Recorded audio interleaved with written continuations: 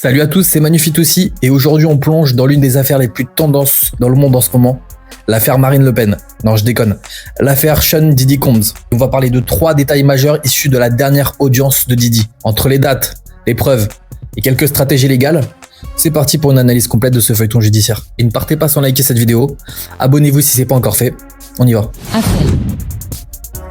Commençons directement avec l'un des points les plus tendus de cette affaire, la libération sous caution de Diddy, ou plutôt son refus de libération pour être précis. Alors pour ceux qui ne le savent pas, dans de nombreuses affaires, même les plus médiatisées, l'accusé a la possibilité de demander sa libération sous caution en attendant la suite de son procès. Ça leur permet d'attendre l'audience dans le confort de leur maison, loin des cellules de prison, mais pas pour Diddy. Lors de l'audience, l'équipe juridique de Diddy a déployé tous les arguments possibles pour convaincre le juge de le libérer.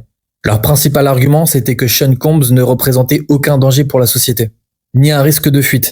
Il a fait de la plomberie, donc ça va.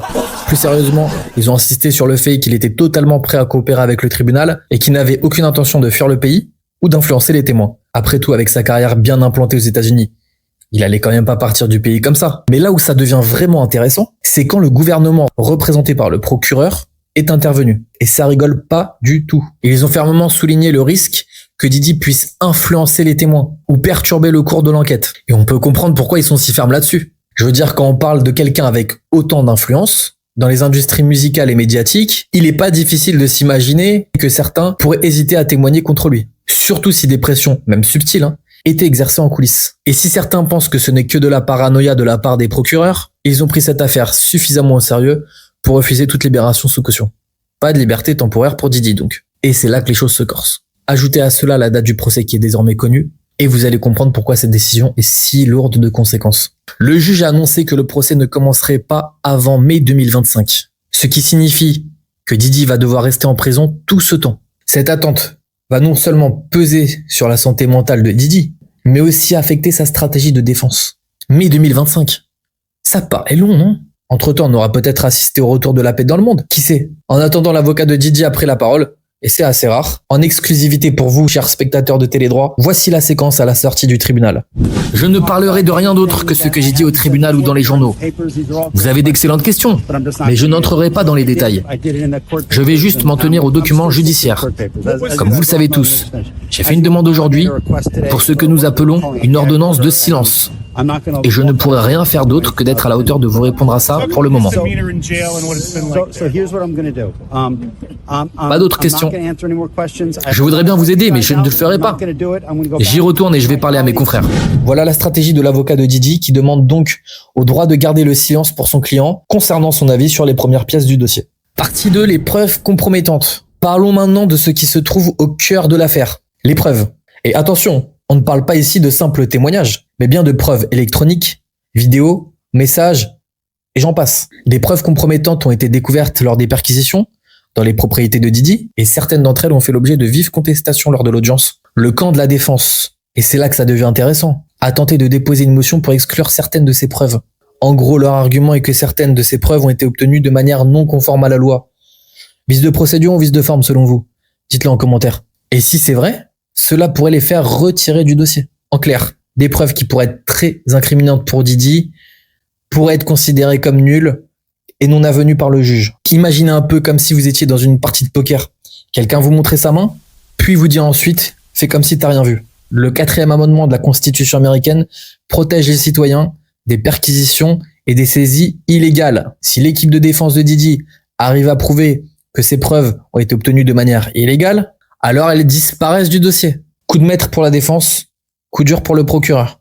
Le pire, c'est que ça pourrait fortement arriver. Partie 3. Le rôle de la famille et des révélations sur les gueudereaux. Vous comprendrez le terme gueudereau par souci de monétisation. Dans tout ce chaos judiciaire, un élément a fait surface. Le soutien de la famille. Lors de cette audience, la mère de Diddy, Janice Combs, était là, fidèle au poste. Sa présence a donné un côté plus humain à cette affaire, qui peut souvent paraître froide et distante. Voir sa mère en première ligne pourrait influencer les perceptions du jury et du public. Parce qu'il faut le dire, avoir un soutien familial solide peut donner l'impression que l'accusé est quelqu'un qui est juste, ce qui peut jouer en sa faveur lors du procès. Mais tout n'est pas si rose, car un autre élément de l'affaire a de quoi faire sourciller. Des substances illicites ont été découvertes dans sa maison.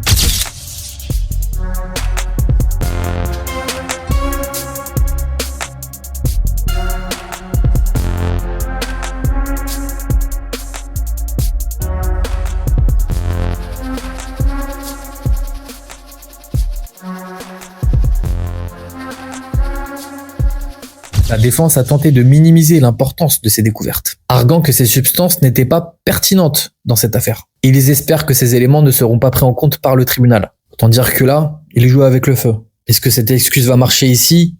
Pas sûr. Mais avec la justice, on n'est jamais à l'abri d'une surprise. Vous savez désormais tout sur les 3 nouveaux détails croustillants qui sont sortis lors de cette dernière audience de Sean Diddy Combs. Alors que va-t-il se passer d'ici mai 2025? Va-t-il sortir d'ici là? De nouvelles personnes vont-elles rentrer dans cette affaire? De nouvelles personnes vont-elles tomber suite à cette affaire? La maman de Diddy va-t-elle prendre une place plus importante dans ce procès? Janice, how are you feeling?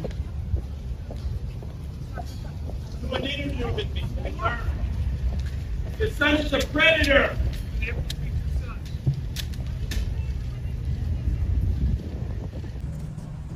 Okay, Christian, just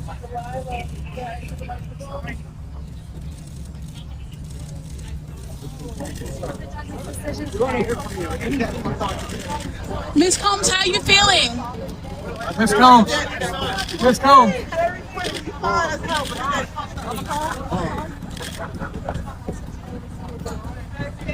On peut s'attendre à tout nouveau rebondissement. Une chose est sûre, ça va être long. Très long. En attendant, restez connectés sur Télédroit pour suivre la suite de cette affaire. Merci à vous d'avoir regardé cette vidéo et on se dit à très vite. Si vous pensez que ça s'arrête là, détrompez-vous.